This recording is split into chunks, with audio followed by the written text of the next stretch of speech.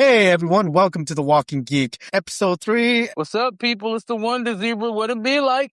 What's going on, everybody? It's Nick with the Beanie. How y'all doing, man? Hello, world. Phoenix rising. How's everybody doing? It is hot, like everywhere, and it sucks. Aside from that, I have a nice house with 2 AC units that helps keep my house nice and cool. Are we fancy? Well, as much as I paid for this house, it better be damn fancy. You ain't lying. You've been in this house, you know why. 4th of July passed by not too long ago. Happy belated 4th to one and all. Hope you all got to see some fireworks or maybe create some of your own one way or another. So what is it we're going to talk about this time around? I think we decided we want to talk about some origin stories. When I say stories, I mean our origin stories, how we got into our fandoms, our love for the all things geek when it comes to comic books, video games, movies, wrestling, and all that kind of stuff. There is one thing I want to touch on before we get on that, because I want to say something about it. And you kind of brought it up a few days ago, Zebra Man. And I don't know if Phoenix or Nate has been following wrestling as of late, but the whole thing with Sami Zayn and his promo on Monday night. And, for those of you who don't know, you can always go back and watch Raw on Netflix. But Sami Zayn won the undisputed WWE title back in, what was the pay-per-view? What was that PLE that just passed? Night of Champions out in Saudi Arabia. The triple threat match between Cody Rhodes, who was then the champion, defending against Sami Zayn and Gunther. And Sami Zayn was able to roll Cody Rhodes up in a pin and snuck away with the championship. And, it was one of those feel good moments how, like, after 10 years or so, after chasing the title on his 10th try, Sami finally got the title. Fast forward 9 days, Cody was supposed to be challenging for the title this past Monday on Raw, but with some altercations with Gunther, he was taken out, wasn't able to challenge Zayn for the title. Sami thought he was in the clear, but it just turned out that he was going to defend the title, whether he liked it or not. They just needed to find a challenger. And lo and behold, Raw this week took place in Chicago, Illinois. So the writing was on the wall. We all knew who was pretty much going to be walking down that aisle, but wasn't going to be Rhodes. It turned out to be CM Punk. So long story short, CM Punk wrestled the WWE Championship away from Sami Zayn. He's now a 8-time champion. And then shortly after that, Sami Zayn cut this promo on social media, and I didn't see it right when it happened. I didn't see it till after Zebra posted in our chat saying, did you see what Sami said in his promo? And then from that, I'm going to turn it over to the Wonder Zebra so he can elaborate a little bit more and he can give his thoughts on the whole thing. Well, I mean, it was a passionate promo, to say the least. It was one of the better promos I've seen in a while. And to be honest with you, I'm excited for what as many are saying is going to be a heel run soon. And a lot of people are saying this is going to be his way to get back into the bloodline as well, which I'm hoping they do, because Sami needs a heel run. He needs a heel run this time. I think everything he's been doing up to this point has been pretty good. It's been pretty solid. And honestly, for them to take the title away from him too early, I'm not going to lie, I'm like a lot of fans who were not too happy with that. I was not really happy with that. I felt like they kind of robbed Sami. Hell, they robbed the Street Profits, because that night the Street Profits lost to the Vision as well, which kind of made me mad as well, but that's another story for another day. But yeah, those are my thoughts. So my thoughts on the whole Zayn predicament or storyline is this. Screw Sami Zayn and his weak-ass promo. When he did that promo, all I heard was Drew McIntyre. All I heard was Gunther. I got screwed. All I heard was Seth Rollins. He can't come back and get an automatic title shot, blah, blah, blah. That's all I heard. I didn't hear Sami Zayn. So that whole, how could CM Punk come back after months off and he gets an automatic title shot? He took it away. Like, well, Zayn, to be honest, you let him beat you. It wasn't like he just showed up, took the title, waved and walked away. He had to fight for it. So this whole, it's not fair. It's getting tired that's what the heels are doing right now on both SmackDown and Raw. I got screwed. It's not fair. The company's against me. It worked for Austin back in the Attitude Era only because it was Austin and he was going against Vince McMahon. There's no Vince McMahon in this scenario. There's no higher power in this scenario. Drew McIntyre bitching and moaning that he got screwed out of the title from CM Punk, from Seth Rollins. Seth Rollins doing the same thing. Gunther doing the same thing. And now Sami Zayn's doing the same thing. It's getting a little tired. And to be honest with you, everyone that's bitching and complaining that they took the title off of Sami Zayn too early, can you really see Sami Zayn defending the WWE title at SummerSlam with the two other marquee matches in Seth Rollins and Roman Reigns, and not to mention Oba Femi versus Brock Lesnar and Hell in a Cell, the WWE Championship would get lost in all of that. So in a business sense, it makes sense that they put Punk in the picture because Punk versus Rhodes, that is something that the wrestling community been kind of wanting to see. I mean, yes and no. From a lot of people I've talked to, a lot of people are like, this was something different, something fresh, and people wanted to see where it would go with Sami. A lot of people were hoping that it would be something different and not the same old. Something fresh, as in him winning the title after this whole time. Didn't we have that same scenario with Cody Rhodes back in WrestleMania 41 and WrestleMania 40, where he was chasing the title, and the last thing you hear Michael Cole say as he's winning the title is finish the story, as the ref was counting Reigns down. We've seen that trope before. It was just kind of sad that they did the same trope with Sami Zayn. Now, if Zayn went full heel and before Clash of Champions and completely screwed Rhodes out of the title at that event, that'd be different. But no, they played it as a feel-good story where he's been chasing this title all this time. That seems very oddly familiar to Cody Rhodes chasing the title after all this time. His father won all the championships in the world except for the WWE Championship. He won it for his father. He won it for his family. He won it because he had to finish his story. Seems very familiar to what they did with Sami Zayn, does it not? No, not really, because Sami Zayn's story is totally different from Cody's story. How so? Sami Zayn, he's always been told he's just going to be a mid-carder. He's always been told that he's always been told that he wasn't going to be any more than just a mid-carder. So for him to actually finally get to that, to even get to be a main eventer, granted, let's be real here. Hold on. Let's be real here. If it wasn't for the bloodline and Sami being a part of the bloodline, if it wasn't for that, he wouldn't be elevated to where he's at now. Let's call a spade, because Roman brought all them people in. If you look, a lot of them people, everybody that's been a part of the bloodline storyline has been elevated in some way, shape, or form. And I think a lot of fans were just looking for something new and something fresh, in the sense of, all right, this is a new champion. Let's see what they'll do and see how far they can take this story. And apparently 9 days was as far as they could take it with Sami, which a lot of people are pissed off about. Okay, so let's backtrack here. You're saying that Sami needs to be a main eventer and all that, right? I'm saying he scratched and clawed his way to become a main eventer. And yes, of course, the Bloodline storyline helped him. But what I'm saying is, a lot of people were looking to see, okay, let's see what they can do with this story. Let's see where they can push him to be in said story as a main eventer. Are you implying that Sami wasn't a main eventer until he won the world championship? I would say that, yes. A lot of people always said a lot of people felt like he was relegated to mid-card. So when he main evented WrestleMania 42 with Kevin Owens taking the tag titles off the Usos, they main evented that first night. Was that not a main event? When it was, but did it make him a main event player? That didn't make him a main event player. It put him in the stratosphere. It did when he challenged Gunter.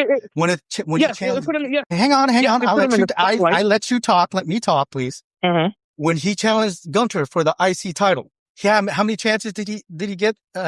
Because Gunter kept beating him, and then he finally did it at WrestleMania, right? Mm-hmm. Mm-hmm. So how many times did he have to fight Gunter? Was it his 5th time, his 6th time, his 9th time, his 10th time before he got the IC title? But now they take that carbon copy and paste it on this current version of Sami. Look, don't get me wrong. I love Sami Zayn, but this whole slow burn of him turning heel, they should have pulled that trigger long ago. This whole I'm the last good guy thing got really old. And because of how they did Sami, I now look at Sami as this era's Mick Foley. As great as Mick Foley was, yes, he won the world championship 3 times, but can you really seriously put Mick Foley in the same stratosphere as Stone Cold Steve Austin, The Rock, Ric Flair? Can you say that? I mean, he is a superstar in his own right. Do not get me wrong. Mick Foley's a superstar in his own right. He's done many, many great things, but you can't say he was in the same stratosphere as Austin or Rock or even Shawn Michaels or Triple H. Hell, or even Undertaker. yes, they had great matches, but can you put him on the same level as Undertaker to where he is always going to be in some type of form in the main event? And that's how I feel that Sami is right now. What are they going to do with Sami at SummerSlam? Are they going to throw him and Gunter into the main event between Rollins and Punk? That seems a little predictable if they go that route. That's a possibility. And as it is right now, it looks like they're gearing up to have Gunter take on the what's his name, the general manager, Nick Aldis at SummerSlam. We can see that happening, but if that happens, then what do they do with Zayn? Put him in another triple threat. This time we swap out Gunter for Cody for Zayn. And if they do that and then Zayn wins the exact same way as he did before, that just paints Zayn as like he can't win the championship one-on-one without definitively, he can't win one-on-one definitively without, having some kind of way to sneak away with the title. They just kind of proved that with CM Punk beating him this past Monday. What do you think, Nate? So I want to go back to the analogy of him and Mick Foley. So I feel like that was a good analogy where it's like, you know what? Mick Foley has done a lot. Like, I feel like he has truly done a lot for WWE and everything he has done. But I feel that by him, him winning, him having legendary matches with people love him for the nostalgia, not for basically like, you know what? I put him up there with Roman Reigns. I put him up there with Undertaker and Shawn Michaels. Like, I don't feel like people are going to put him up there, but when he comes back, when you see him, it's like, oh my God, it's Mick Foley. Oh my God, Mankind. Oh my God, Dude Love. It's the nostalgia. So I feel what you mean. Sami Zayn is almost like going down that route to where it's like, okay, you know what? You're going to win too late. You know what I mean? Like, you've gotten so many chances. And I've even been saying for years, he needs to be a heel. Because me personally, I'm not really like, seeing this good guy, Sami Zayn. Like, I'm like, I do like Sami Zayn also, but I'm not going to say he's one of my favorites where I can be like, you know what? I watch WWE for Sami Zayn. I would love to see him as a heel and see what they do with his storyline as a heel. Because even what the Wonders people were saying about him in the Bloodline, they elevated his career in the Bloodline like they did a lot of people's careers. They definitely did. But I feel like his turn shouldn't have been the, oh, you know what? Nice guys, like, I'm a good guy. I'm gonna stay a good guy. No, I feel that his turn needs to be a heel turn, and I feel like it needs to be done pretty fast, or everything is gonna go downhill for him so much where it's like they're only gonna remember him like, oh wow, the nostalgia of Sami Zayn, where what he could have been. You know what I mean? So in my opinion, I would love to see him, yes, as a heel. And I feel like he should have been a heel anywhere between 3 years ago, in my opinion. I feel like he should have been a heel. Well, if you look at it, they're doing a slow burn right now where they're going to bring him, it looks like they're going to bring him back into the Bloodline as a heel. And it's a slow burn right now. So, I mean, I get it. I get what it is. I get what it is, but at the same time, it's like, I feel like with the way his character is right now with the slow burn, I feel like it's working for him in a lot of ways. How long can they do it for, though? Like, until he's just going to burn him out, though? Like, you know what I mean? How long are they going to do it for? You really got to think about that because he's getting so many chances after chances after chances. Okay, now he goes back into the Bloodline to become a heel. What if that doesn't work then now? Oh, it'll work. It'll work because when he was a heel, people enjoyed him as a heel in the Bloodline. So. He's better as a heel, in my opinion. He needs to stay there for a little while now. Mm-hmm. That's my opinion. What's his role going to be in the Bloodline, in this version of the Bloodline? I mean, has WWE flat out came out and said this version of the Bloodline is the heel version of Bloodline? Because it doesn't seem like they're heels as Division are heels. See what I'm saying? Right. They're more like anti-heroes at the moment. So it seemed like they're trying to bring back in Sikoa. So now, you have the Usos, you have Sikoa, you have Fatu and the Tribal Chief. Where does Zayn fit in all that? And it also looks like they might be trying to bring in Royce Keys too. Yeah. There's rumors now. There's rumors that I read somewhere that the reason why they're trying to bring Sikoa back into the mix is that Roman has a new wise man. Roman has a new wise man who just happens to be Rikishi. That's interesting. That's a nice twist. So if they go that route, again, my question is, if they go the route where they bring Sikoa back and they have Fatu, they have the Usos, they somehow work Royce Keys into that, where does Sami fit in that group? What is Sami's goal in that group? Is he just going to accept that Is he going to accept that he's just going to be forever Bloodline watching the back of Roman Reigns and never going after the world title again? Or is he content with just going after the IC title, the United States title, one of the tag titles on Raw or SmackDown? I mean, where does he fit in all that? If he was to turn heel, I don't know. What version of heel is he going to be? They're also supposed to be bringing in Zilla Fatu now too. I know. Finally, there's rumor that they signed him. So the fact that they signed Zilla, you're gonna have the main bloodline, and I feel like you're gonna have like a bloodline 2.0. I feel like that's what's gonna happen. Well, this reformation of the bloodline is like 2.0 bloodline now. Not for the original, yeah. But it's like, do you feel that like Bosko said, there's a lot of people where it's like, hey, you know what? We're gonna do this for Tribal Chief. I feel like a lot of people, a lot of toes are gonna be getting stepped on. But there was also a rumor going around that the Usos are really siding with Solo, and they're eventually going to turn on Roman, and the Usos are going to go with Solo. I see that. Yeah. If the Usos turned their back on Roman, again, it's that recycled storyline that I kind of have an issue with. Like, how many times are the Usos going to turn their back on Roman? I'm kind of hope to kind of build on him is LA Knight. How he's kind of stepping up and getting in the face of the bloodline, getting in the face of Vision, getting in the face of Seth Rollins saying, oh, boo-hoo, oh, brother this, oh, I liked his promo on Raw. What LA Knight said on Raw to Seth's face, that was a good promo. It's like, brother.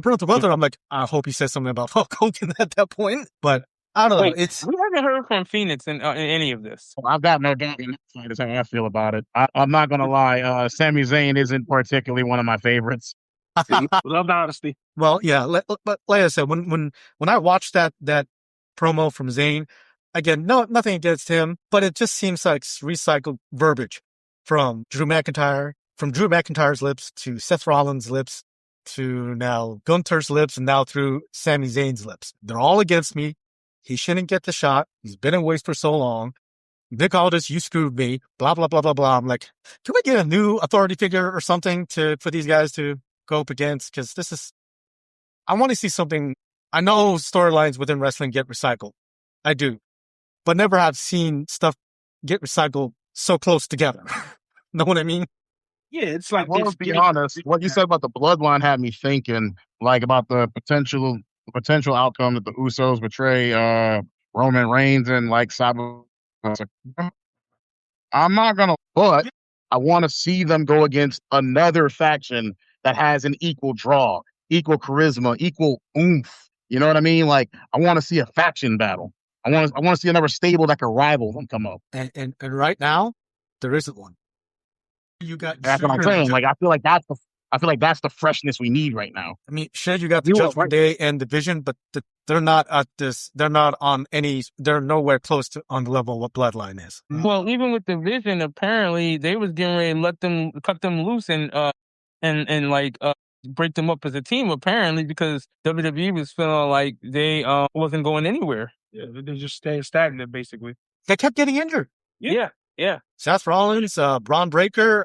What's that Tsunami dude's name again? Bronson Reed, who's getting ready to come back soon. I think when Bronson Reed comes back for them, that'll be good for them because then that'll give them. Here's a monkey wrench into into the creative writing. Bronson Reed comes back as part of the Bloodline.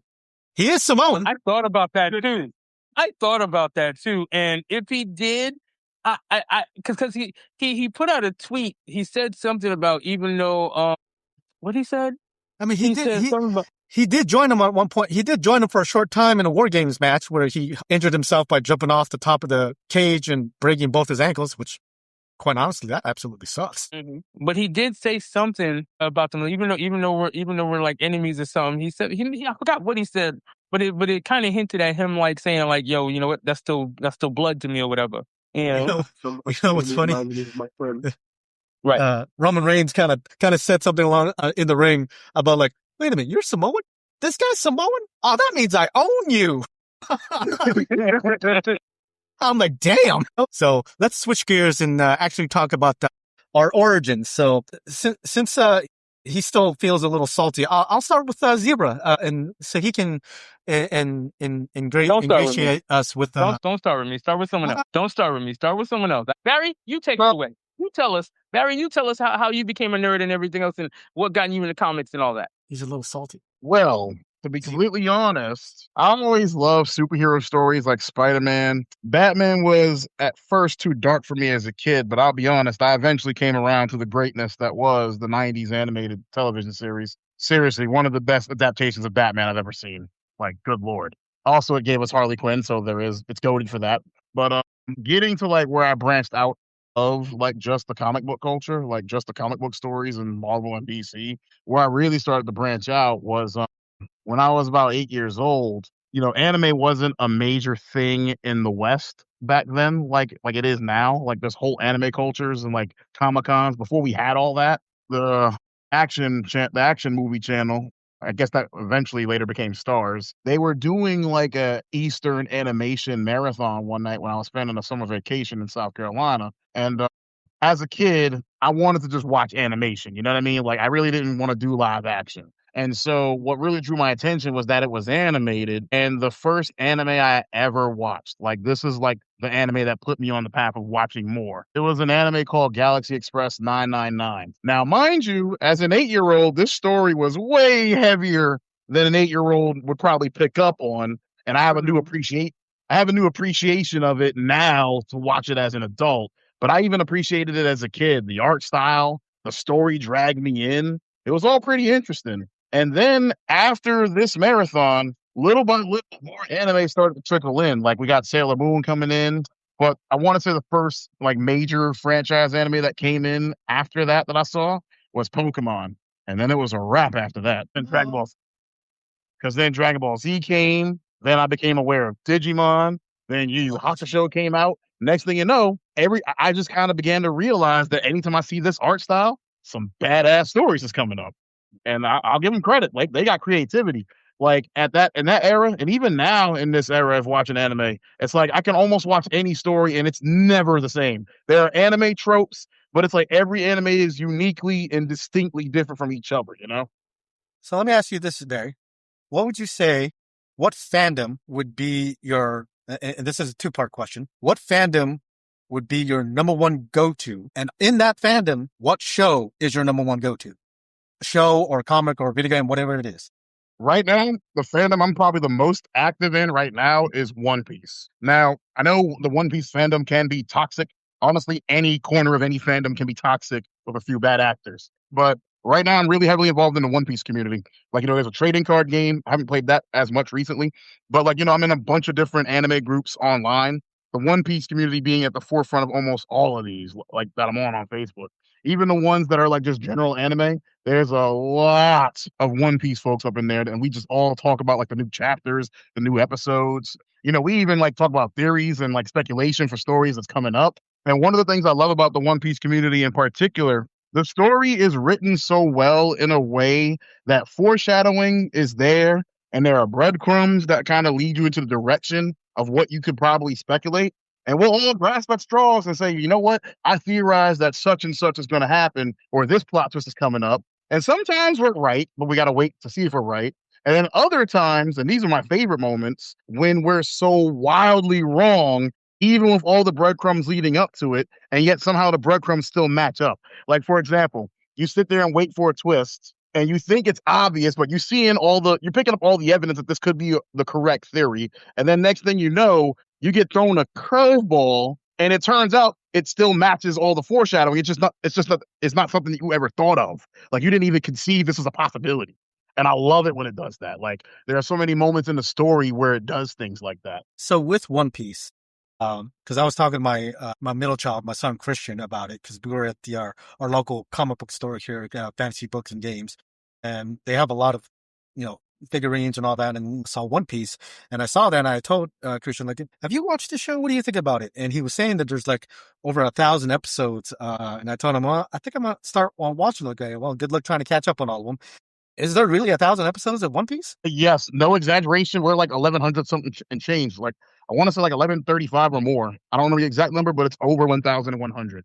But I will say this, and yes, this might come off elitist because I caught up on the story when it was only 500 episodes and then just kept watching weekly from there. Yeah. But in that journey of watching from episode 1 to like episode 550, It only took me 3 months, and a good portion of how I did it so quick, I realized, if you cut out the credits, the opening and ending credits, you can kind of stitch a bunch of episodes together in a movie format. And I just basically watched essentially like movies of the One Piece arcs cobbled together in like a 1 or 2 hour format. And I caught up in like 3 months. Now, it'll probably take a lot longer than that now, even if you did the format that I did. But I still say that for anyone who really loves a good story, once you get sucked into the story of One Piece, you'll find yourself getting to the end of those 1,100 something episodes that we currently have, and you'll find yourself saying like it's not long. I really do fully believe that when the story does completely come to an end, you will think the story still wasn't long enough because you'll enjoy it that much. I'm not gonna lie though, sometimes the pacing can kind of feel grating, but that's only if you're. But I would say it feels more grating in certain arcs if you're watching in a weekly format. If you have the luxury that we have now to like just binge watch, it's a lot faster. Like you'll feel a lot more rewarded doing it. The Netflix live version. Are you for it or are you not for it? I'm for it. As a matter of fact, certain plot points that you won't find out until hundreds of episodes in, you'll find out if you watch the first 2 seasons of the live action. Right? Well, sorry, there's only 2 seasons of the live action right now, but they did a good job of abridging it down. They do skip quite a bit of content to get to where they want to get to, but they still keep the gist of it the same. Okay, so I'm definitely got to take a look at it. I'm always good for finding new shows, new stories to get lost in. So let's give a couple of our other fellow geeks a chance to chime in on how they got into their fandom. So I'm gonna give Zebra some more time. So I'll hit up Nate with the Beanie. What you got, Nate? What brought you into your fandom? What brought you into being a geek? I'd probably go back to when I was like 5 or 6. Man, like I was always fascinated with Spider-Man. Like, I know that kind of seems like, oh my God, that's everybody's hero, Spider-Man, Batman, or even Superman. I don't know. Like, even when I was like young, watching the animated series, there were a few episodes on Spider-Man that I truly like love. Like one of my favorite episodes on Spider-Man was with Morbius and Blade, man. I feel like after watching those type of episodes, I was just always hooked on the animated series. And then growing up, watching the movies with Tobey Maguire, just anything that had to deal with Spider-Man. And then just the culture of just dealing with Marvel. Like I was so into the symbiotes a lot, especially when I was younger. Like, I learned about Knull. I wouldn't say when I was young learning about Knull, but just learning about there's so many symbiotes, and I kind of feel like, wow, like how many symbiotes really is there? There are millions. There's symbiotes that we haven't even spoken about yet. Obviously, the ones that we've seen in the new Venom movies or what we've seen on TV or the video games. But, Spider-Man was just always fascinating to me. You know what I mean? Like, just from the suits, from the villains, from Green Goblin, from Doc Ock. Like, I've always just been a Spider-Man fan. Or, like I said, just even a Marvel fan. Like, just growing up, like, I always had Spider-Man pajamas. Spider-Man toys, man. Like if I went into a toy shop, I had to get something related to Spider-Man, man. Like literally, I had the Spider-Man light up shoes when I was young. You know what I mean? If it had those, like any of the Spider-Man light up shoes when you were young. Yep. So I don't know, like it was just like that was just fascinating. And then, I got into like more Marvel, like more Marvel. Like I have different fandoms, like, that I love. Of course, like, DC, of course, I'm still tapped into, my anime. Like, I haven't tapped into One Piece too much. Don't get me wrong. I'm on like episode like 35 right now. But it's a long list. It's like, 1,100 episodes, like you guys said, it's long, so I'm making my way, there. But I'd say like my favorite would have to be like anything that's dealing with like, heroes of like Marvel and DC. Like, that's what I kind of like, stay with. And speaking of Spider-Man, I'm actually happy to finally see Brand New Day that's coming out this month, man. I'm excited for that, man. Like, I feel like we're going to see just different characters. Like, like it's what makes me so excited about that. We're going to be able to see certain characters probably we've never seen in a while or have never seen at all. And especially in the Spider-Man world, man, that just brings me joy. Yeah, I think it's the first time we actually seen Scorpion in his suit. Well, yeah, like that was the first time, yes. Yes, and then I feel that Brand New Day is going to be the gateway for MCU to kind of bring everyone, the fan base, back together in leading up to Avengers Doomsday in December. I mean, it would only make sense because I don't know of any other Marvel movies between now and Doomsday. They might have a few Marvel shows come up on Disney Plus. I'm not sure yet, but they do have Brand New Day, they got Spider-Man. They got Frank Castle, the Punisher, in there. Yes. They got Hulk. And it looks like from the previews, they got the Hand. The Hand. Yes, man. Up in there. And if rumors are true to where Juggernaut might make an appearance. Yeah, I heard about that too. That, man, last time we seen an appearance from Juggernaut was Deadpool 2. Yeah.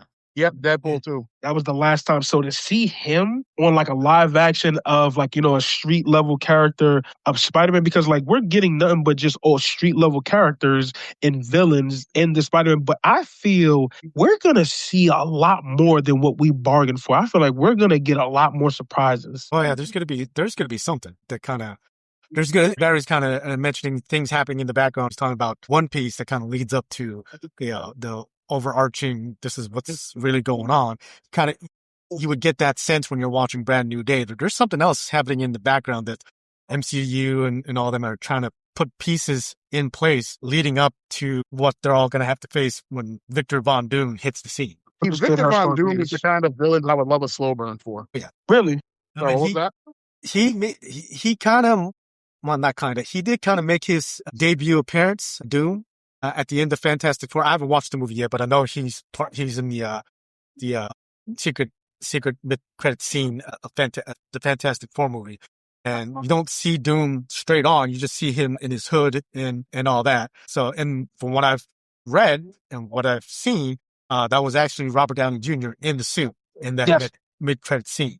So again, there's stuff happening in the background that they're trying to move into place. And now with us being almost less than 6 months away from Doomsday hitting the theaters, they got to start pushing what's going to happen leading up to that. And I think that's going to happen in Brand New Day. I 100% believe that. Like 100% where it's like, you know what, we're going to leave the movie theater in just shock where it's like, I could just hear, myself, look, and I know when we discuss it, whatever we do, it's like, I can't wait for Doomsday because Doomsday, man, I'm going to let you know, we're going to eat with Brand New Day, of course, but Doomsday, man, the fans, we're going to eat. We're really going to eat. Yeah. Yeah. With Brand New Day, anyone else pick up on the subtleness of Man Spider? I'm hinting on a few things, definitely for Man Spider, but hear me out. Are we gonna get the recreation of where Frank Castle is picking up Peter Parker, basically like his body? Are we gonna we're getting a lot of like comic book accuracy, you know what I mean? Yeah. Where it's like I don't know why. I just have a feeling that we're going to get that recreation.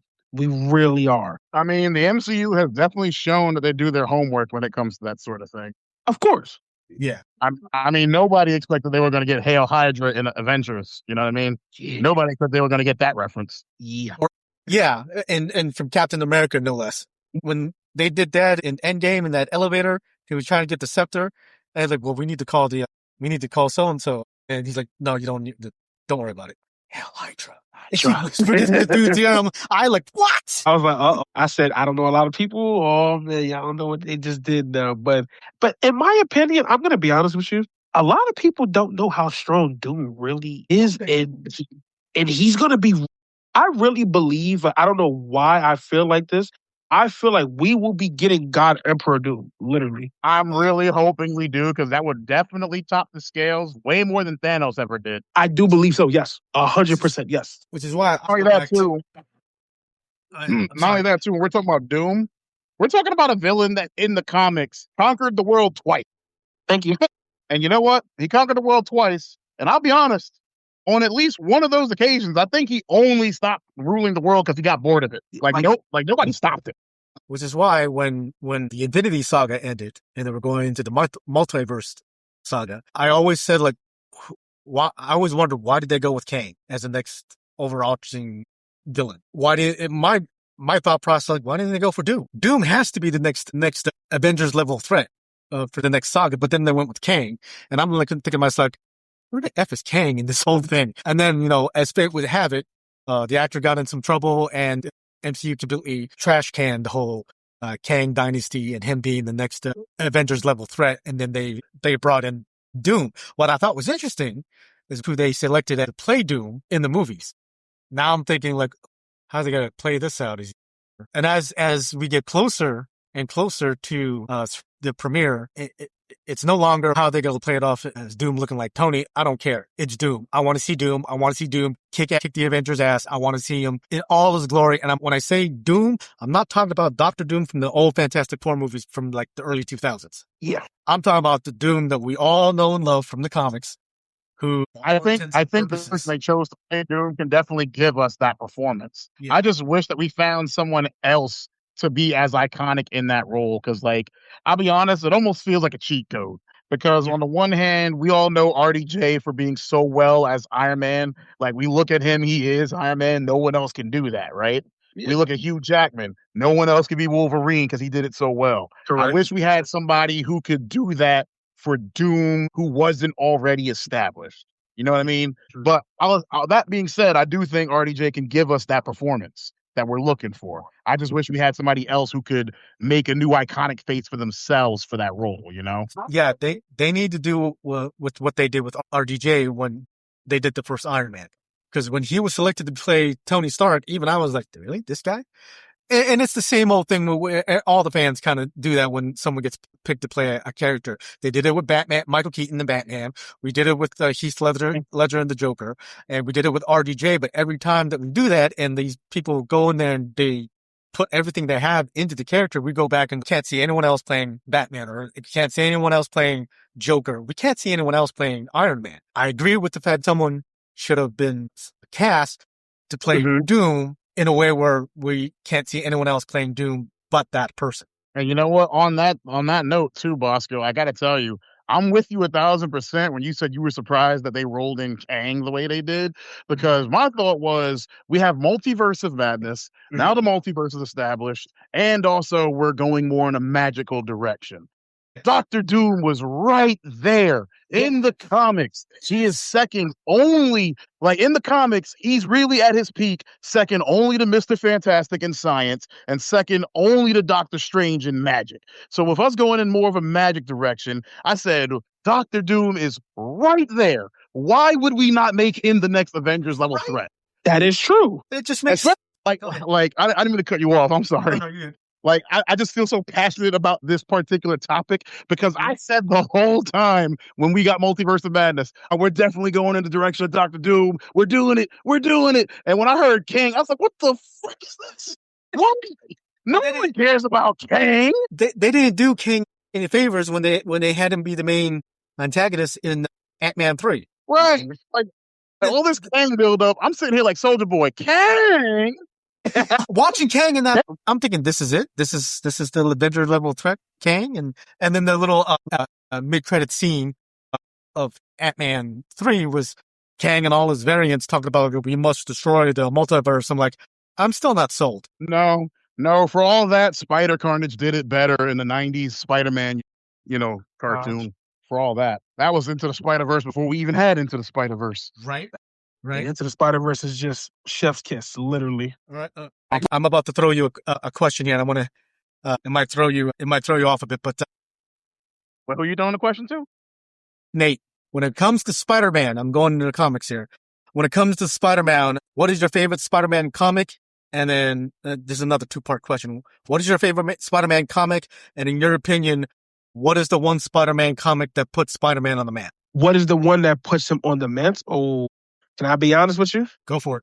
I like Civil War. Oh, really? Yes, I do. Talking about when he revealed his secret identity at the urging of Iron Man. And then also the reason why I said I like Civil War, the comic, I know that Spider-Man really had nothing to do with Civil War, quote unquote, like of the movie. But Civil War for me is cinematic, gold for me. Like the actual movie is good for me. Like, you know what I mean? Like I'll tell anybody that when you guys ask me that, if anybody asks like, what's your favorite Marvel? Like, it's not my favorite, but it's definitely top 5. I can 100% say yes. Because Civil War is great. Basically, you have the Iron Spider-Man suit too.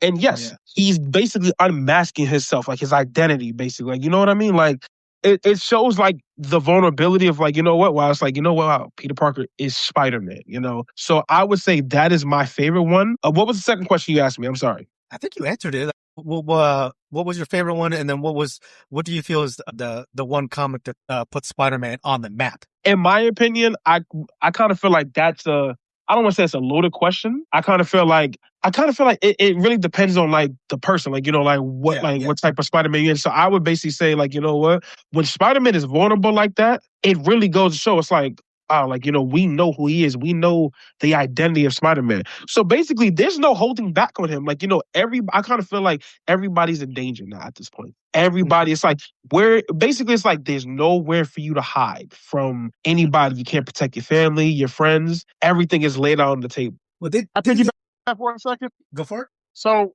piggybacking on what you said about Spider-Man being vulnerable, my favorite comic with Spider-Man was actually the one that introduced us to Venom. And I gotta say, I love how the '90s cartoon like adapted that so faithfully.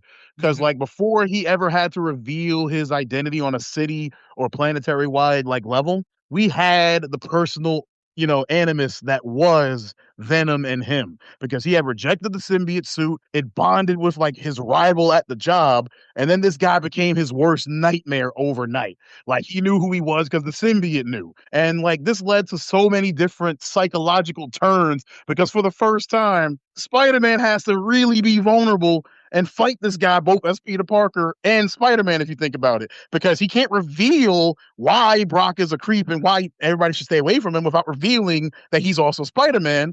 But then at the same time, this guy's also blocking his Spidey sense because it bonded with him first. And so he's web slinging, trying to figure things out. And next thing you know, surprise, and Venom's got him in a headlock. And like, dude, the psychological terror of this guy being the one villain who could block his Spidey sense, and he could be anywhere at any time. It was almost like, even though Spider-Man's got powers, it's like he's like us for real. He's got to look out for, like, it's almost like our equivalent to like having to look out for muggers and other bad actors. Right. Venom is that guy for him, and he never sees them coming. And go ahead. No. I'm trying to stress. Sorry. Go ahead. Oh no, I was gonna say I agree 100% with everything Barrett just said. Venom was one of my favorite Spider-Man characters from the comic. Well, it was the animated series that got me hooked into Venom, and then I started getting more into the comics and all that, which is why when the first live-action version of Venom completely pissed me off. Oh, you're talking about the Topher Grace version? We don't talk about that one. Yep. Oh my God. Yeah, we don't talk about that 70s Venom.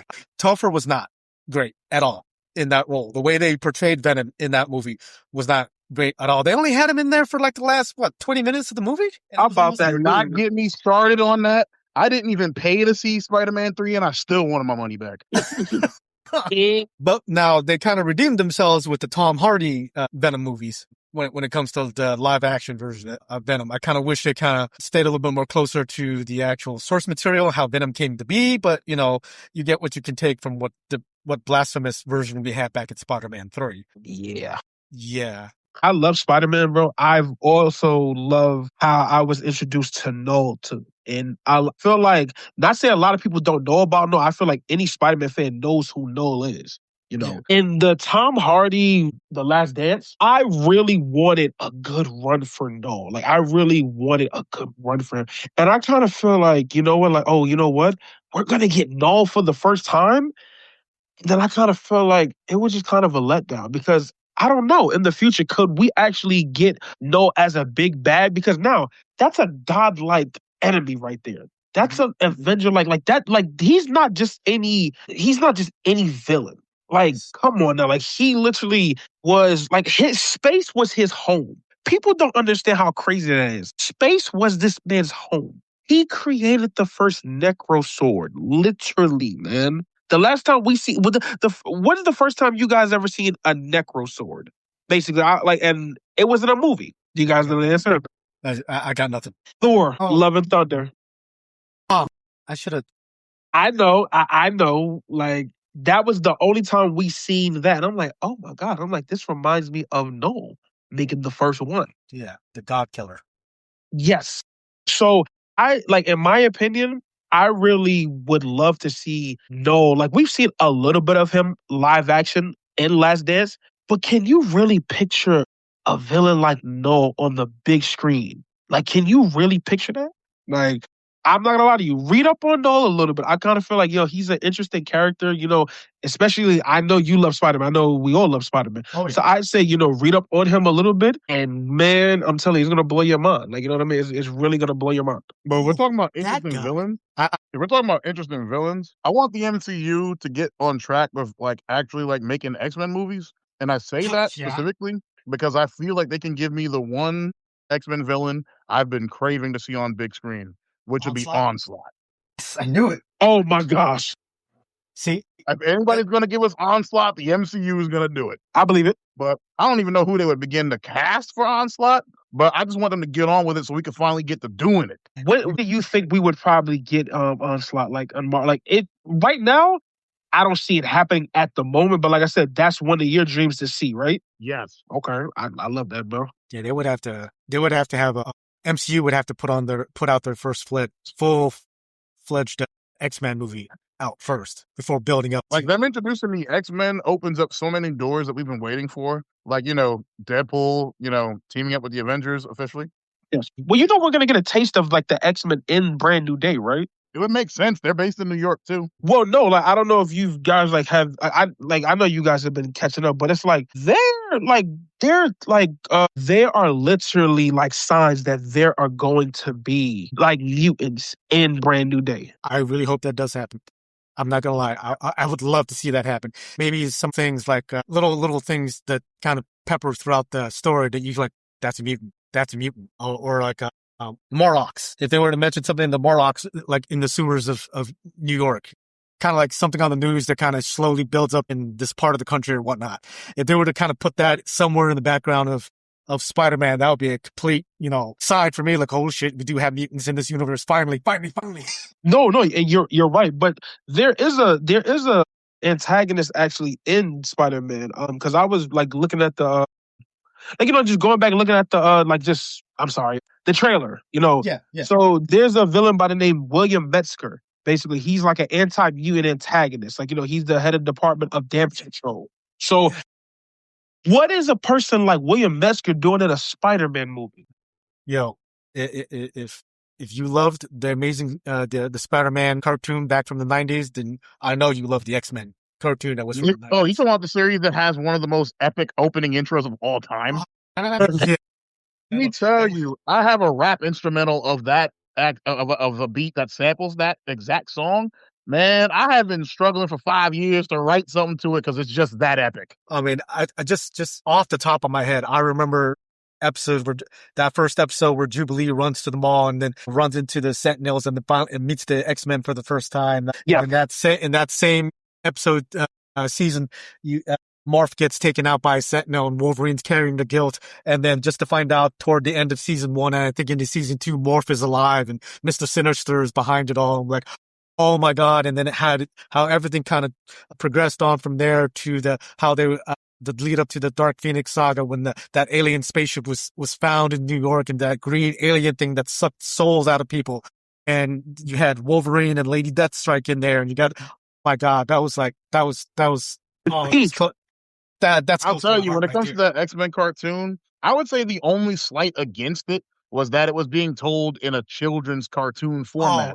Because the Dark Phoenix storyline was definitely way darker than that. Yes. Of course. Yeah, they had to throw a Hail Mary for Saturday morning cartoons. But now, in the era of streaming, in the year of our Lord and Savior Dark Phoenix, 2026, we can definitely do that story way more justice now. Well, you know what? Since you brought up Dark Phoenix, I'm not gonna lie to you. Take it away, because as your name, as Phoenix, I know you're a fan of the Dark Phoenix. I know you are. Listen, when it comes to the Phoenix Force and just any storyline adapting to her, I'm not gonna lie. As much as I realized that they couldn't tell the story they wanted to with Saturday morning cartoons, they still did as faithfully as they could up until the end, and I still respect them for that. But the way they did Dark Phoenix in X.3, no, like you said about we don't talk about that. We don't talk about the way they did. They did Phoenix wrong. Phoenix was never some alter ego of Jean Grey. No, God no. That movie had me saying, "Yo, just call Fox executives. I just want to talk. He said, I just want to talk. I just want to talk. Come outside, bro. We promise we're not going to jump you. and they messed it up twice with X3 and then Dark Phoenix with the first class cast. Yeah. Hold on. Leave that one be. That one did better than X3 did. Okay, I'll give them the credit. We'll give them that. Yes, I give you that. But it was still not the Phoenix that I wanted. No, it wasn't the Phoenix that we wanted. It was the Phoenix we deserved for that moment. Why did I know you were going to go that? I'm still waiting for the Phoenix we want, but that was the Phoenix we deserved. Huh? No, I'm saying, of course. Like I'm gonna be honest with you. The only Phoenix that I've been getting is in Marvel's Rivals, literally playing as the character. For me, it's Ultimate Marvel vs. Capcom 3. Respect, brother. I'm a Phoenix man in Marvel vs. Capcom 3. I love it when people play against me and they don't know what she does or they've never seen it, and I deliberately let her die, and then she just transforms and I just start owning the entire team. But like I said, a lot of people don't know characters like Phoenix. Like I get into so many arguments. I'm sorry, Bosko. I gotta bring this up. I've been wanting to bring this up for so long. So we all know Wanda is very, very, very godlike and strong. Am I right or wrong? No. Oh, if you talk about Wanda Scarlet Witch, yes. So I've gotten into arguments where it's like, well, who would win in a fight, Jean Grey or Scarlet Witch? I said Scarlet Witch. But then when you bring in that Phoenix Force, yeah, that changes the whole game. Thank you. That's what, and I'm like, everybody's looking at me like I'm crazy. I'm like, you don't know what you're talking about. I'm like, well, I do. You guys just think that Scarlet Witch, like, oh my God, have you seen her in Multiverse? I'm like, you guys don't know about the Phoenix. You don't even know the forms of the Phoenix. Let me just say this. Dark Phoenix at full power, even though we haven't gotten that on screen faithfully yet, Dark Phoenix at full power gives Wanda in Multiverse nightmares. That's White Phoenix. That's literally White Phoenix. That right there is up there with top 5 entities of all time and crazy beings. So, yes. Like when people talk about Marvel versus DC, one of the first things I say is off the Phoenix Force alone, most of DC gets abolished. Thank you. MCU, Kevin Feige, Russo brothers, all of them, they need to do Dark Phoenix, right and true. Now, as much as I would love for them to see that, I'll be honest, I'm not going to lie. As much as I want that, as much as I've been craving that, I mean, my name is Phoenix, hello, but as much as I'm craving that, I don't want them doing that story out the gate. I want them to build up to yes, it. Agree. Yeah, 100%.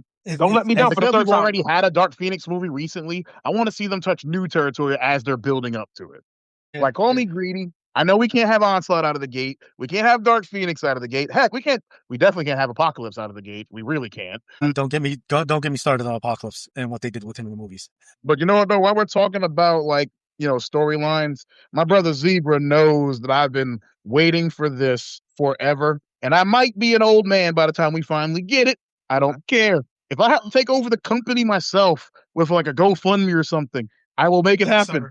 But I want to see the Marvel versus DC storyline of the 90s. I don't even care if it's a live action. Give me a straight to DVD or straight to streaming, animated film, and I would be happy. Give me Marvel versus DC, please. You down for that? Like if we gotta get Disney and Warner Brothers into one company to make it happen, so be it. You want to write it yourself? Come on, let's do it. Let's do it. I mean, I'm telling you, like that is a story I have been begging them to do, and as it stands, Disney is not going to help Warner Brothers make money, bro. No, they try to buy out Warner Brothers before they do. Facts. Honestly, I hope they do, because like then we can see these kind of team up like stories. We can see it. These crossovers would be awesome. We would hope for it too. Like that's the thing. It's like even though if they do it, we gotta still hope for it. Where it's like, don't do it for no reason. Do it for a reason. I mean, here's a deep cut for y'all. If we do somehow get Marvel and DC under the same banner, if you will, we can see all of the old Access crossover comics that they did. Like imagine Dark Claw when they fused Batman and Wolverine together.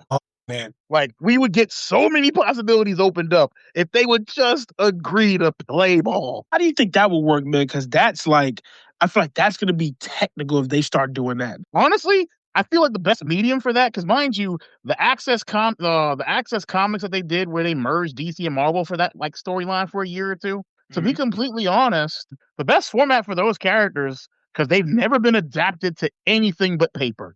The best Yeah. format for those characters would be animated series. Okay, so you wouldn't do a live action right away. You would definitely do animated series. Right. There are so many people out there and like who are probably listening to this podcast who have never heard of what we're referring to. Like Dark Claw, for example. They're Like the Googling Marvel it right versus now. DC storyline was Claw. legendary. It's like if you're a sneakerhead, it's kind of like when they fused Air Jordans and Nikes. And like never before has something like that been seen, and thus far never again has it been seen. Same thing with this Marvel versus DC storyline, and when they merge characters together, because in story, spoiler for anyone who would care to read it on a comic server or service of some kind, in the storyline, there is a character that Marvel and DC uniquely created. This character is like a celestial class like character. Like think of like someone like a he's almost kind of like a force of nature, but he's not. He's a guy.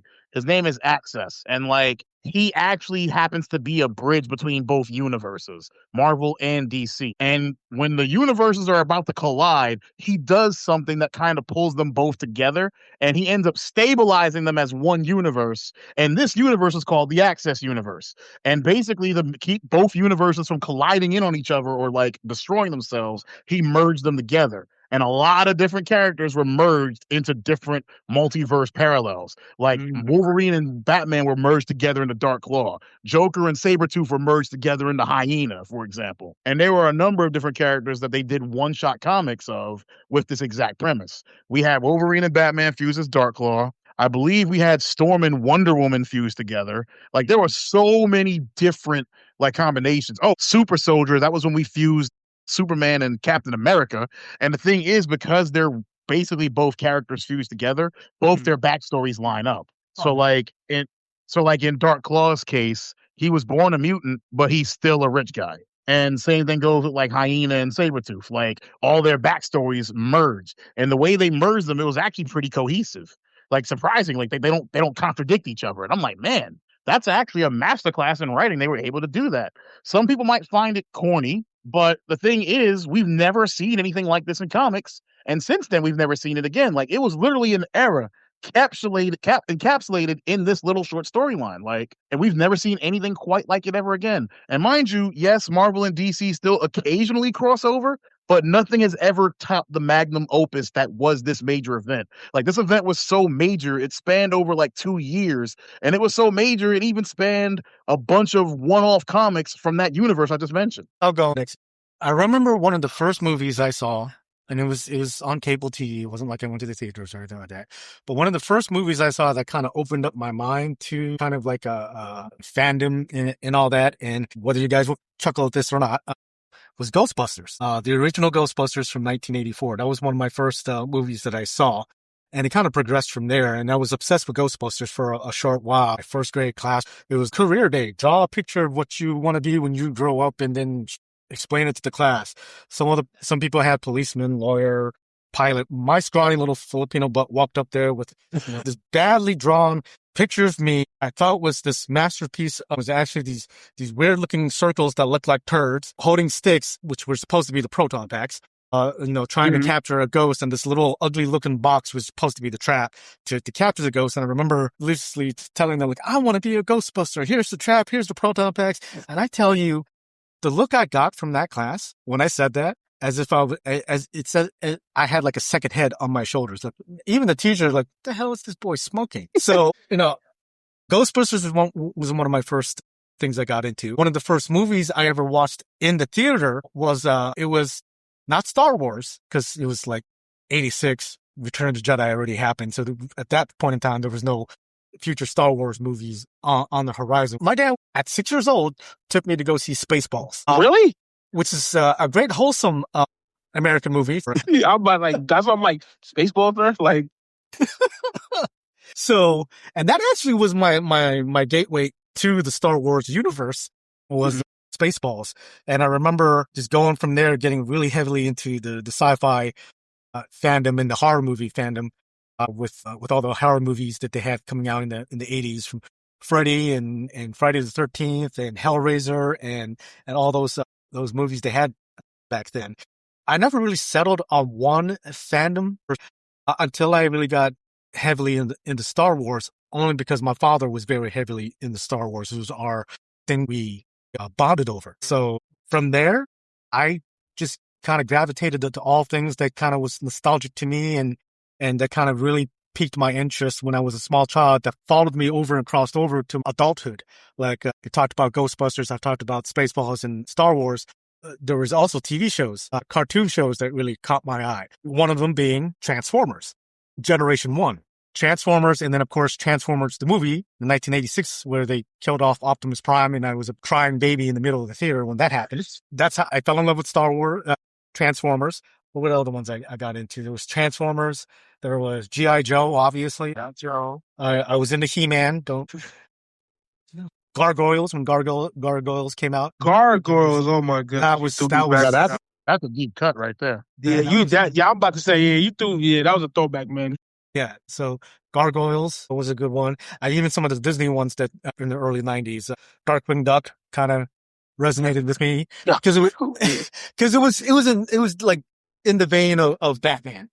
And Batman. Now, I only got into Batman because the only version of Batman I had in my head as I was growing up for a little while there was the 1960s Adam West. Adam West, yeah. So when I watched all of that when I was a small kid growing up, when the actual first feature-length Batman movie came out, Tim Burton's Batman.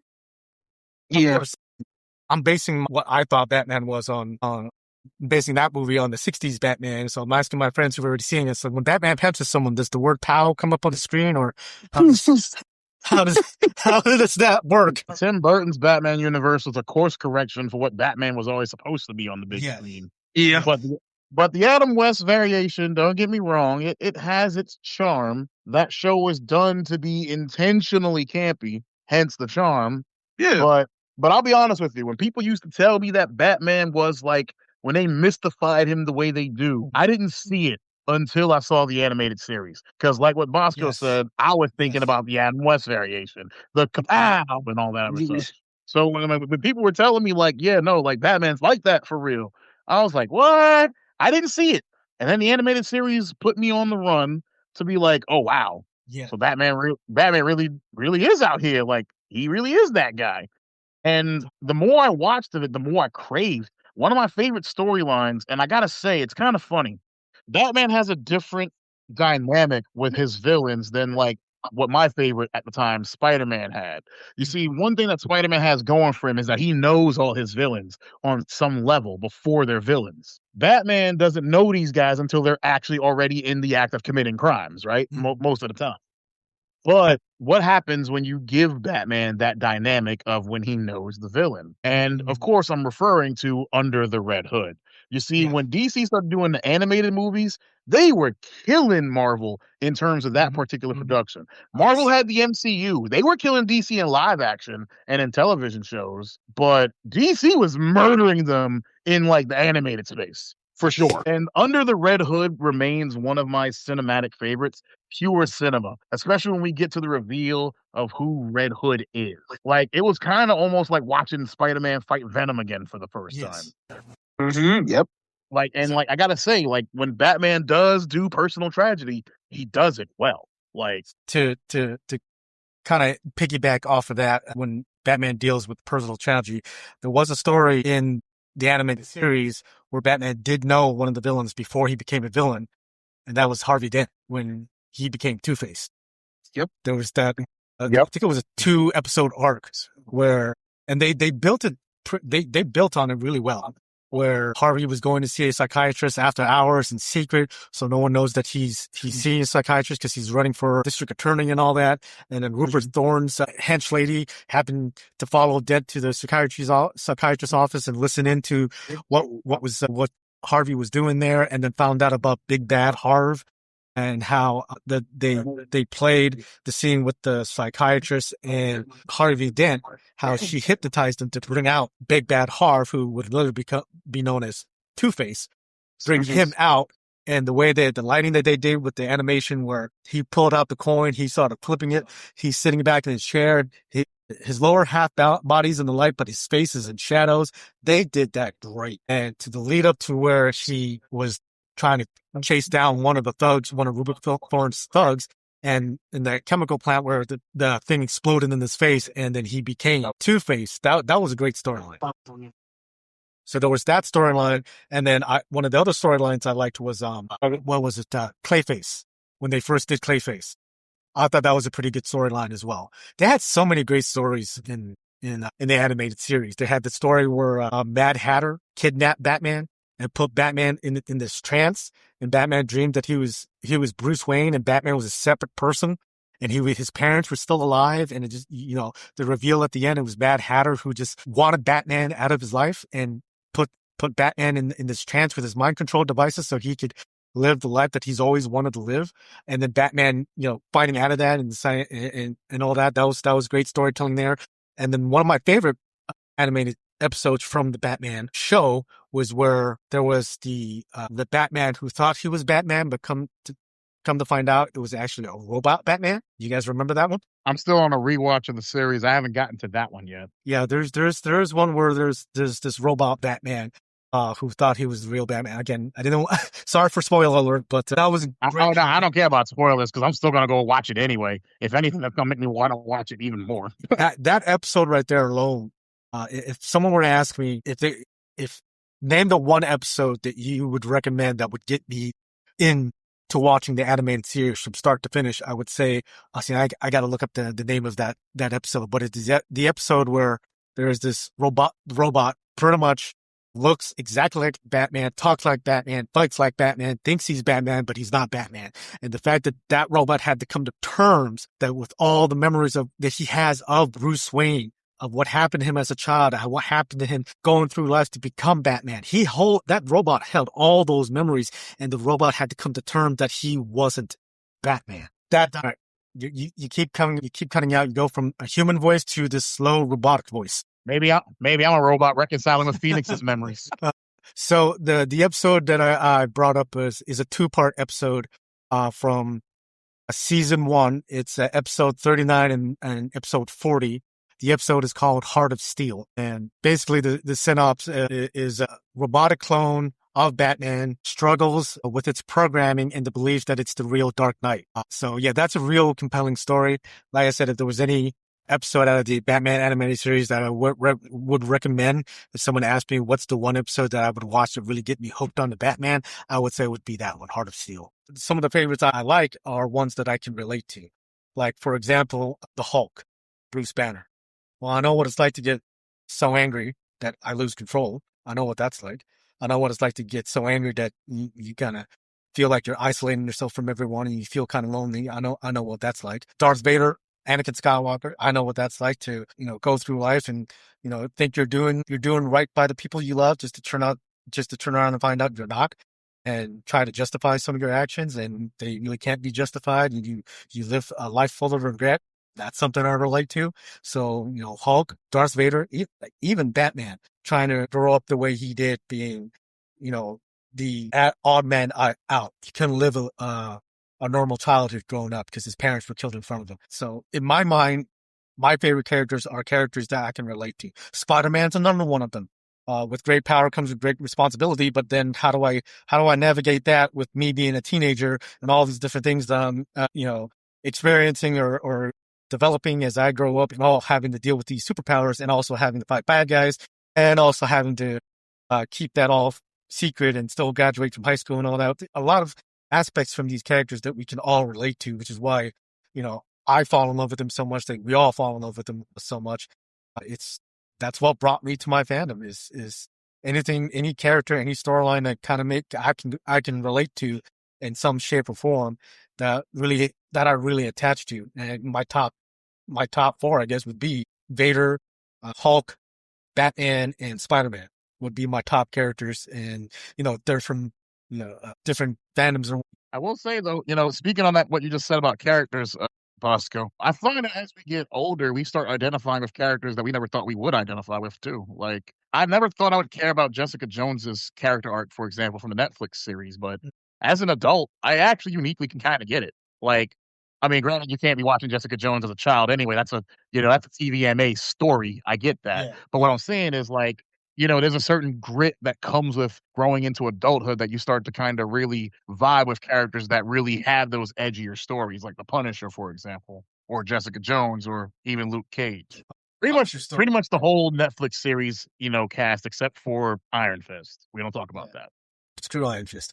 Yeah, just the backstory for Frank Castle alone in Punisher in comics and in the movies and in the Netflix series is just one of such tragedy of how Punisher came to be with his, the murder of his entire family and having to live with that guilt. They did it beautifully in the Netflix series, how he kept repeating it in his head. He could have done something different. He should have done something different. He should have been there for them. He should have been that Marine to defend his family.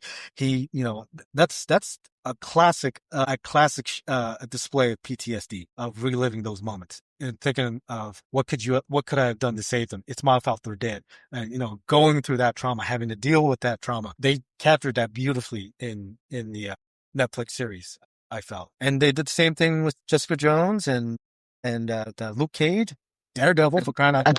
They did great with Daredevil. Iron Fist could go kick rocks for all I care, but the rest of the Defenders are thumbs up for me. Oh yeah, I'm not gonna lie. As much as I'm dogging Iron Fist, and I can't believe I'm saying this sentence. Don't revoke my geek card for this. But I actually kind of wanted to see what the third season of Iron Fist was going to bring us. And I say that specifically, not just to see if the actor was going to do better, but because they were doing things with the source material I hadn't heard of before. Granted, I wasn't super well versed on Iron Fist as it was, but you see, I feel like Netflix cheated us out of some really fresh original content. Like, perfect example, Luke Cage season 3. Like they were entering territory I hadn't even heard of in the comics, like with Luke being the godfather of Harlem. Meanwhile, Iron Fist was over here channeling the Iron Fist in projectile weapons. I'm like, okay, I really want to see where Netflix is going with these things. And then, boom, both series were canceled. I'm like, you're gonna blue ball me like that? Disney brought back Daredevil Born Again, and of course they brought Punisher back up. So who's to say they won't do the same thing for Luke Cage and Iron Fist and Jessica Jones? So no geek left behind. Hey Zebra, tell us the story on how you got into your fandoms and becoming a geek. When I started, it was because of Batman. Honestly, my very first thing was a Batman comic that I picked up, and since then I was hooked. I was hooked into Batman, and I've been reading Batman comics. Then I got into Superman comics, and I got into Spider-Man comics. I got into the whole Superman thing when he died and all that, and they had all those different Supermen and everything else. I got into that whole story arc. And I got into some Spider-Man, but those who know me know I'm a Batman fan, and they know I love Batman. And yes, I did watch the 1966 Batman series. The repeats, obviously. I was born in the 80s, but that wasn't my first introduction to Batman itself. My first introduction was a Batman comic book. That was the first time I read. That was the first comic book I ever read. And I was intrigued by that character, and I felt like that character could be anyone, even if they didn't, minus the money, because not a lot of us are rich. But I felt like that's something like that character could be anybody. What was that? Do you remember the Batman comic that you that first comic that you looked at? Do you remember what that was? I do not, honestly. It's been years since I read that comic. But I will say my love for Batman progressed even more by the 1989 movie. That's when I was really sucked in at that point. Because I felt that was I felt that's Batman. I got the essence even more so. And for me, like I said, this like Phoenix said, the 66 version was campy and everything. Yes, it was designed to be campy, but the comic book I read was not a campy comic book. Yep. It might have been in the era when Batman killed. It might have been one of those comics. I don't know, but it was just the introduction to it. It wasn't the Dark Knight Returns, was it? When it was the older Batman, and he after all those years, it might have been. Because that's if you wanted to get into Batman, that's a fantastic comic to do. I think it was. I think it actually was that one. I think it was that one, if I'm not mistaken. It might have been. Because one of the first Batman comics I read, and this is before the '89 movie came out, and like you, I can't remember exactly what comic it was. I just remember from some of the comic panels that Batman was trying to track down Two-Face. And it was one of those comics where it came with 3D glasses. It was a 3D comic, so it came with 3D glasses. I just remember reading through it and be like, man, this guy is awesome. So I understand your love for Batman. Yeah, I remember those 3D comics, man. Those 3D comics, they were cool for what they were at the time. So obviously you love Batman. So naturally you fell in love with the animated series, right? Of course. Kevin Conroy, he will always be Batman to me. He will always be the voice of Batman to me. Once I saw the animated series, any comic book I've read since then has always been in his voice. I actually told Kevin Conroy that when I met him. You did meet him. Yeah, and he was like, "Good, the brainwashing worked." I said, "What?" Go ahead. I didn't mean to cut you out. Go ahead. No. That's pretty dope though, man. But like I said, every comic since then has always been in his voice. Like I can't see anybody else like that wise as Batman. The same could be said for the Joker too. Right. When you read comics with Joker in it or Joker comics, whose voice do you hear when you read Mark Hamill? Always. Mm-hmm. I always hear Mark Hamill. Nobody else. What was your favorite episode? If you were to pick one. My favorite episode of the animated series? If I had to pick a favorite episode, it's the episode with Scarecrow, where Scarecrow gassed him. The first introduction of Scarecrow? Was that the first introduction? I think it was the first introduction. That was the one where he was gassed, and that's the one where he says that iconic line, "I am vengeance. I am the night. I am Batman." When he's trying to get over the gas and everything. Mm-hmm. And for me, that episode was like, yo, this man, he's been gassed. He's been dosed with fear gas. He's going crazy a little bit, but he retained enough of his self insanity to get back to normal. Yo, that was one of my best episodes. Like I've seen that episode so many times, and I love it. My second episode, if I had to choose a second best episode, was that? I think it was Scarecrow again.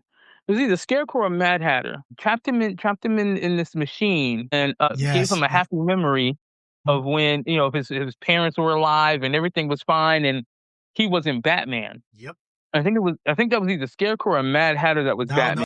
I actually brought that episode up earlier when I was talking about my origin. That it was Mad Hatter. Mad Hatter wanted Batman out of his life, out of his way, out of his hair. Right. Got Batman down, trapped him in a chair, and put one of his mind-altering devices on his head, and then he didn't know he didn't find out that Batman was Bruce Wayne. He just put it on his head to give Batman whatever happy life that he wanted to keep him in that state, so he would keep out of Mad Hatter's life. So that was a good episode. I think another episode. I have so many episodes that I could touch on and talk about. Is when that low-life crook supposedly killed Batman and everybody wanted his head. Sid the Squid? Yeah, Sid the Squid. Yes. The scene with Joker alone. Joker's like, I'm not going to be happy till we take that guy there and put him in that coffin there and throw him in that vat of acid there. And I was just like, wow. Who is your favorite Batman villain? Can I please go first? Yeah. Go first, please. All right. Before I say my favorite, while we're talking about Batman villains, one that I feel like doesn't get a lot of credit. This is not my favorite. Just wanted to shout this out right quick. I do find Baby Doll's story like really tragic. Yeah. Like I feel like not enough people talk about that one. But my favorite villain in Batman, I actually mentioned it earlier in this podcast, Red Hood, played by Jason Todd specifically. Okay. Yeah, and the reason why is because like that is like for me where Batman has to reckon with like almost everything that makes him in his mission, and also has to answer the darkness within it. Like he said at the end of that Red Hood movie, he's like, "This is a monster of my own making." And when Alfred tries to tell him it's not his fault, he's like, "No, it is. I own this." He's like, "I own that."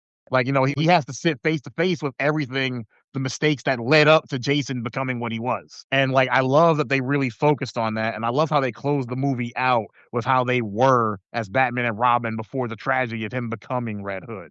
And it's like, damn, like that movie had so much gravity to it. And like, I ain't gonna lie, a scene that could almost move you to tears the more you think about it is the scene where like he's fighting. He's like, "I'm sorry for not saving you." He's like, "No, Bruce, I forgive you for not saving me.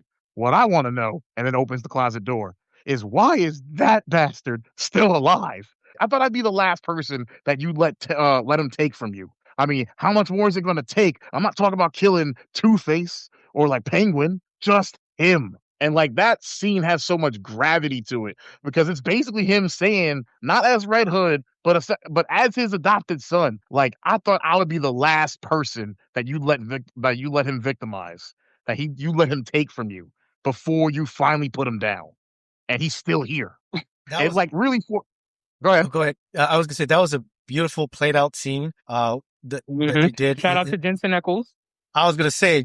Yep. Shout out to Jensen Ackles. I was about to say, do you know who played Red Hood in that scene? It was Jensen Ackles, freaking Dean Winchester, and just his performance alone in that monologue, it was just so gripping, and you can understand where he's coming from, the pain that he felt, and it wasn't even the fact that Batman failed in saving him, like you said. It was the fact that out of all the villains, this one is the one you let live. He's the one that took me away from you, and he's still alive and able to break out of prison and still terrorize the streets.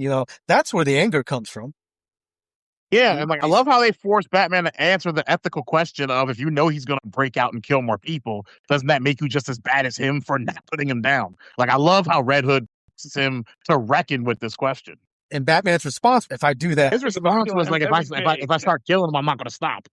In my mind, one of the key things that Batman fights is becoming the monster that killed his parents. Right. Yes. Joker represents that. The late nights in the cave when he's alone with his thoughts. How many times he might have thought or even fantasized or even planned out how he could kill the Joker. I mean, if he was to kill the Joker, he'd be no better than the monster that took his parents away from him when he was 10 years old. That's what Jason can understand. And that's what a lot of people, Jason, Barbara, everyone in the Bat family, everyone on the Gotham PD, Gordon, that will never understand when it comes to Joker or when it comes to any of Batman's rogue gallery. If he kills them, he is no better than the monster that took away his parents. And that's the abyss that Batman keeps talking about, is when you stare in that abyss. There's no... Can I comment on one other thing about Red Hood in that movie? Yeah. Like how he actually offered an alternative take to Batman's whole mission. He said, you see, you can't stop crime. I figured that out. You got to control it. And then he became basically like the Don of Gotham. Like he had all the other Dons kicking up to him, and like he was basically organizing crime. And don't get me wrong, I'm not saying I agree with it, but he was effectively Batman if he ever became evil in that movie. Yeah. Yeah.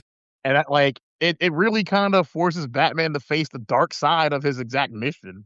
And I gotta say, I don't think there's ever been any other villain I've seen portrayed that really forces him to look into the mirror like. And especially when you realize this is a monster that he trained, because it's Jason Todd. Like, he was his Robin. So, like, he taught him everything he knows. And now the student's trying to surpass the master.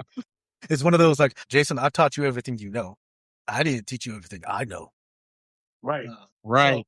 Because that final fight definitely had he was definitely getting in his ass in that final fight. And Batman, that same, in that same movie, in that same scene where Batman was getting the upper hand, the lunacy of the Joker on par, stopping Batman from trying to defuse the bomb and say, "No, this is how it should end. Let this happen." I'm like, "Are you mad? Joker's really off his rocker."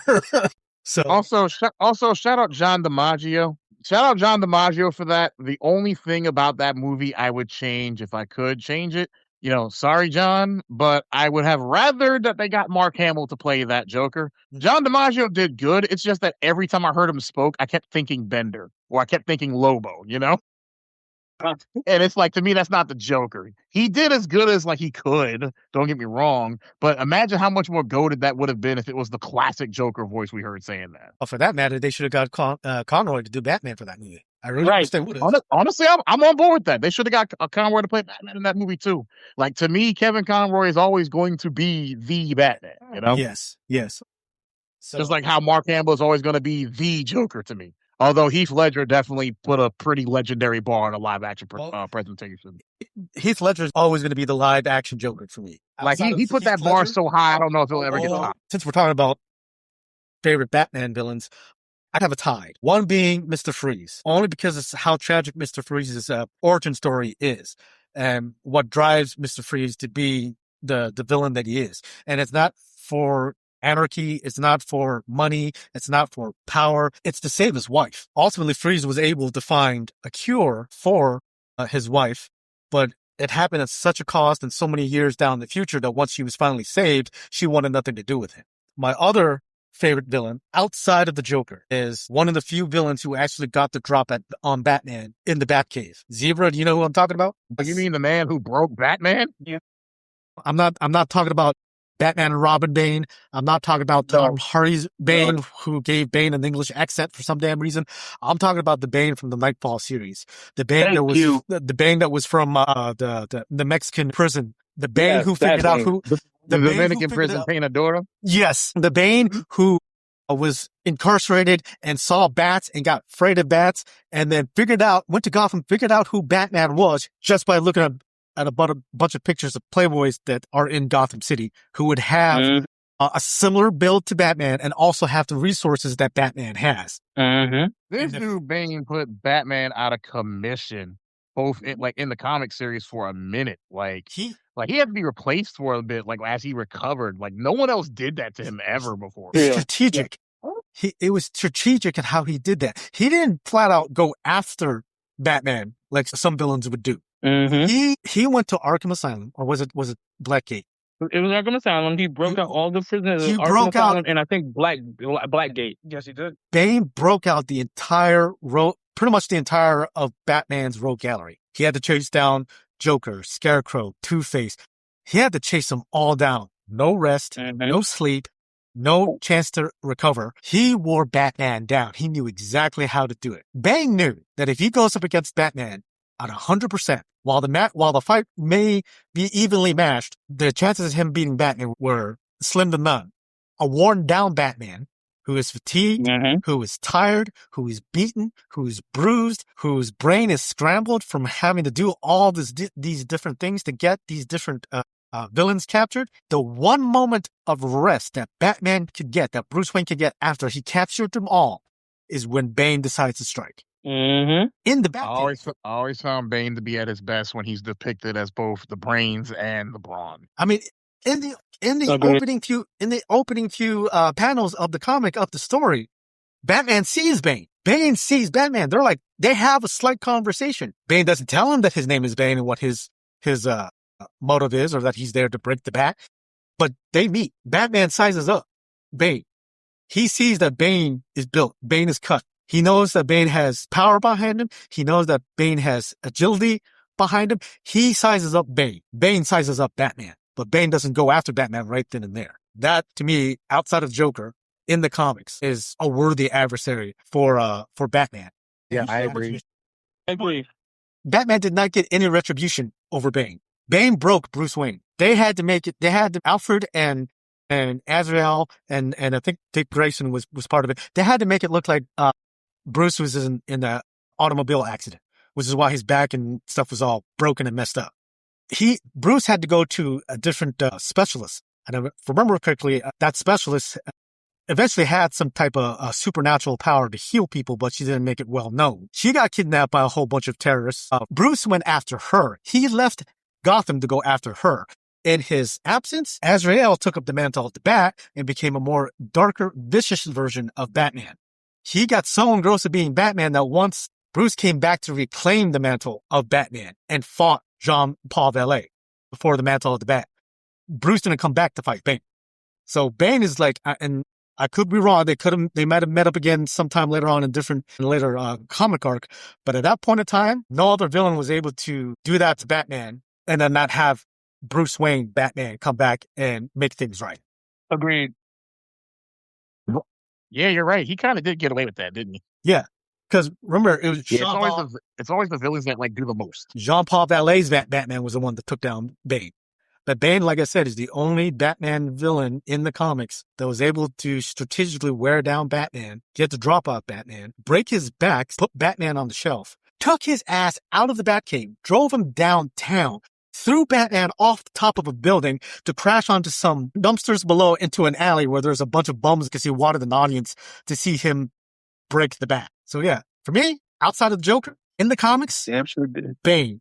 Bane is the one. Oh, 100%. You answered my question already. Look, thank you for saying that because everything that I wanted to say, you said. I'm like, he said everything. And I'm like, thank you, my nerd brother. Thank you for listening to the podcast. We appreciate you all tuning in for the Phoenix, for the Wonder Zebra, and Nate with the Beanie. My name is Bosko, and I say, geek on, my friends. Until next time.